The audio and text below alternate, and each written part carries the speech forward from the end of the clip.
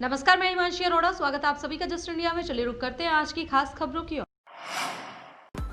खबरों के प्रायोजक हैं आरोग्य मास्क लगाएं, कोरोना से सुरक्षित रहें। कमल चौक industries, a trusted school of chalk, manufacturers and suppliers of chalk, color chalk, duster, mask, sanitizer, etc. Asian colour coated इस्पात लिमिटेड, आपका विश्वास हमारी पहचान। मेडिफिर international, taken a step to keep you safe from corona virus. रंच किया showroom in Rohtak and Bahadurgarh. Showroom पर आएं, टेस्ट ड्राइव लें और गाड़ी बुक कराएं। निकाय चुनाव के प्रचार को लेकर प्रदेश कांग्रेस की गुटबाजी फिर सामने आ गई है। पूर्व सीएम भूपेंद्र सिंह हुड्डा ने पंचकुला और अंबाला में कांग्रेस की हार पर सवाल उठाए हैं। उन्होंने कहा है कि अंबाला और पंचकुला में प्रचार के लिए नहीं बुलाया, यदि बुलाते तो जरूर आता। सोनीपत में परिणाम बहुत अच्छा रहा है, दूसरी जगह भी बेहतर हो सकता था, लेकिन किसी ने उनसे संपर्क ही नहीं किया। दूसरी ओर अंबाला और पंचकुला में कांग्रेस प्रदेशाध्यक्ष कुमारी शैलजा ने कहा कि स्थानीय निकाय चुनाव में प्रचार के लिए सबका आह्वान किया था। कई नेता इन चुनाव में कांग्रेस के प्रत्याशियों के लिए प्रचार करके गए हैं। पार्टी के राष्ट्रीय महासचिव रणदीप सुरजेवाला, पूर्व मंत्री पवन बंसल और पूर्व विधायक अशोक अरोड़ा भी प्रचार करने आए।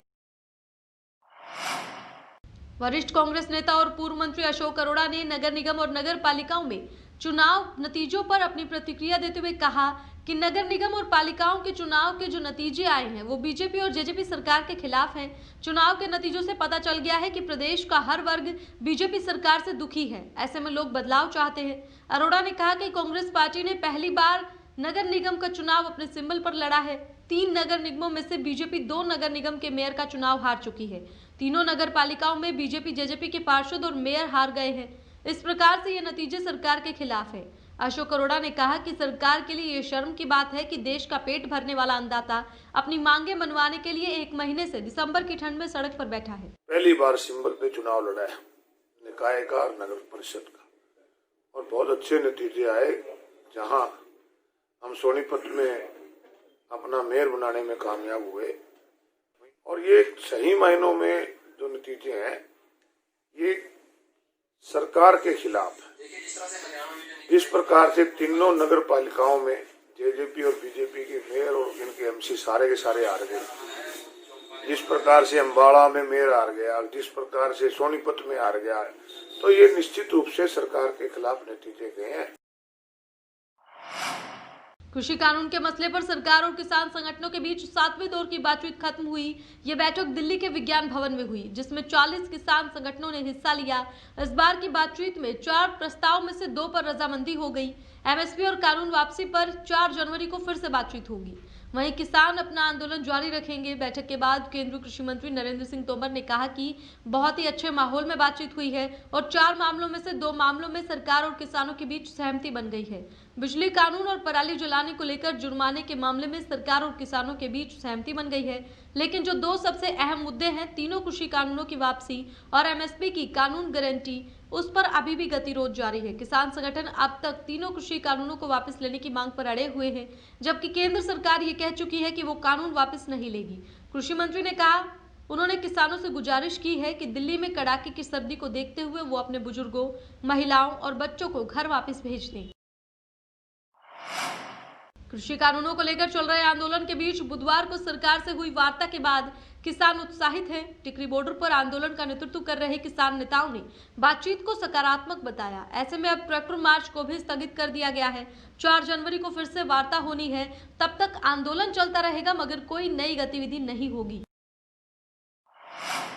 जींद में किसानों का अनोखा प्रदर्शन देखने को मिला, जहां प्रधानमंत्री, हरियाणा के मुख्यमंत्री, उप मुख्यमंत्री और हिसार बीजेपी से सांसद की उल्टी तस्वीरें लगाकर उन पर काले पेन से क्रॉस किया गया। लगातार 6ठे दिन भी जिले के खटकर टोल प्लाजा पर किसानों का धरना जारी रहा। इस दौरान वाहनों की आवाजाही बिल्कुल फ्री रही।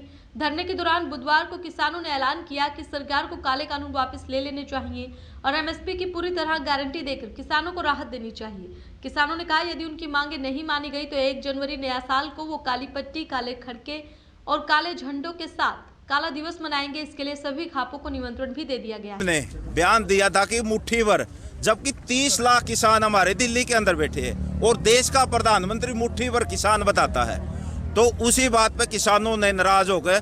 पीएम को भी और सीएम को भी और उसके जो एमपी है उनको भी उल्टा लटका दिया है, डेवा गाड़ दिया, सड़कें तय कर दिए हैं। भिन के आखिरी दम तक लड़ाई लड़ेंगे और काले कानून वापिस लेके ही रहेंगे। हमारी ये पूरे देश की जनता की सलाह बन रही है, किसान ही नहीं पूरा जनहित।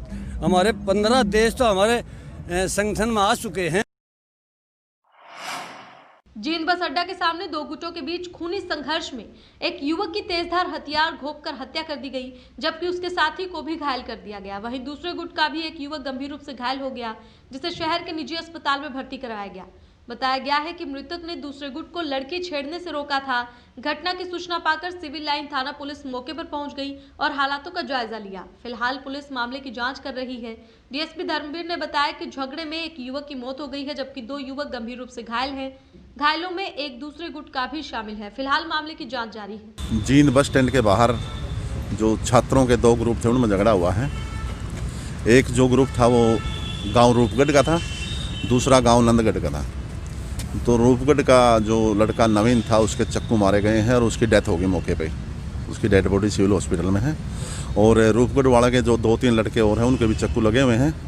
और जो दूसरी पार्टी है नंदगढ़ की, उनका भी एक लड़के के सिर में चोट लगी हुई है, तो भी हॉस्पिटल में है। उनकी MLR वगैरह कट रही है और हम भी यहाँ मौजूद हैं। उसके बाद इसके पोस्टमार्टम करवाएंगे। इस बात को लेकर झगड़ा हुआ है सर छात्रों को? अभी जो बात सामने आई है, क्योंकि जो स्पष्ट जो लड़का नंदगढ़ वाला था वो भी स्पष्ट बता नहीं पा रहा था क्योंकि चोट थी, तो कोई आई विटनेस सामने आया नहीं है। लेकिन प्रीमा फेसी ये बात आई है क्योंकि लड़की का मामला था और लड़की के छेड़छाड़ के मामले में इन लोग दोनों पार्टियों की आपस में मारपीट हुई है और इस मारपीट में एक लड़के की जान चली गई है।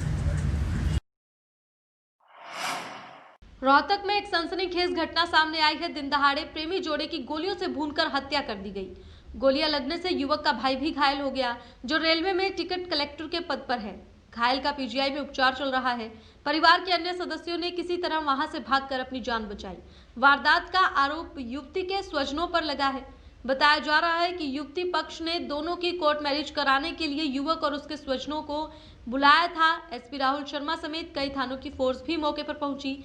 कन्हेली गांव की रहने वाली 32 वर्षीय पूजा का जिले के बखेता गांव निवासी 25 वर्षीय रोहित के साथ प्रेम प्रसंग चल रहा था, जबकि पूजा पहले से ही शादीशुदा थी, जो अपने मायके में रह रही थी। दोनों के स्वजनों को भी प्रेम प्रसंग का पता था। रोहित के पिता कृष्ण ने बताया कि सुबह से ही युवती के ताऊ कुलदीप और भाई मंजीत के फोन आ रहे थे, जिन्होंने ये कहकर बुलाया कि पूजा और रोहित की कोर्ट मैरिज करा देते हैं। इसके बाद रोहित, उसका बड़ा भाई मोहित, पिता कृष्ण, माँ बहन बबीता, 9 वर्षीय भांजा कोर्ट में पहुंच गए। वहां पहुंचने के बाद फिर फोन आया कि कोर्ट के पास से गाड़ी बुक करके दिल्ली बाईपास पर आ जाओ। उधर से वो पूजा को अपने साथ लेकर आ रही हैं। स्वजन जैसे ही एमड्यू गेट 1 के सामने पहुंचे तो पहले से मौजूद युवती पक्ष के लोगों ने रोहित को गाड़ी से बाहर उतारकर गोली मार दी। भाई मोहित बचाने उतरा तो हमलावरों ने उस पर भी गोली चला दी। दोनों भाइयों ने भागकर जान बचाने की कोशिश की, लेकिन वो बच नहीं सके। रोहित ने मौके पर ही दम तोड़ दिया, जबकि 4 गोली लगने से मोहित गंभीर रूप से घायल हो गया।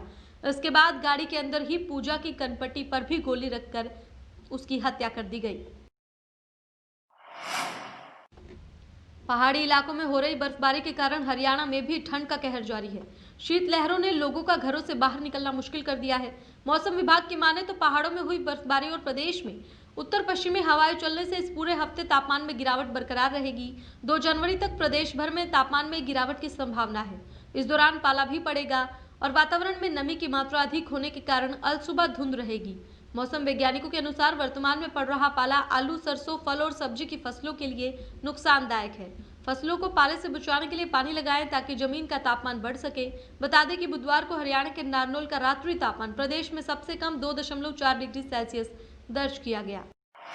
खबरों के प्रायोजक थे कमल चौक industries, a trusted school of chalk, manufacturers and suppliers of chalk, color chalk, slate pencil, duster, dustless chalk, housekeeping material, mask, sanitizer, hand wash. Office number 201, first floor, town centre mall, D park, model town, Rohtak. Corona महामारी से लड़ने के लिए आरोग्य mask लाया है आपके लिए सबसे आधुनिक मास्क। इसके साथ ही आपको मिलेगी आधुनिक PPE किट, वो भी बहुत ही सस्ते रेट पर। contact@arogyamask.com पर जाएं और हमसे संपर्क करें या फिर www.arogyamask.com से जुड़ें। इसके साथ ही आप हमें कॉल कर सकते हैं। हमारा पता है Anand international, plot number 181, Panipat, Haryana. Be Fast Fit, India's fastest growing fitness chain, now at Rohtak D Park.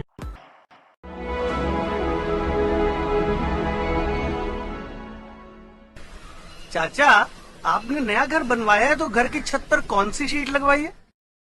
बेटा, मैंने अपने घर की छत पर एशियन शीट लगवाई है क्योंकि वो कभी न मिटने वाले ओरिजिनल निशान की चादरें हैं। साथ में ISI का चिन्ह, 5 साल की वारंटी के साथ साथ पैसों का सही मूल्य देने वाली वही इकलौती शीट्स है। क्योंकि नाम नहीं, पहचान जरूरी है। फिलहाल इस बुलेटिन में इतना ही, लेकिन बाकी की तमाम खबरों के लिए आप देखते रहें जस्ट इंडिया। नमस्कार।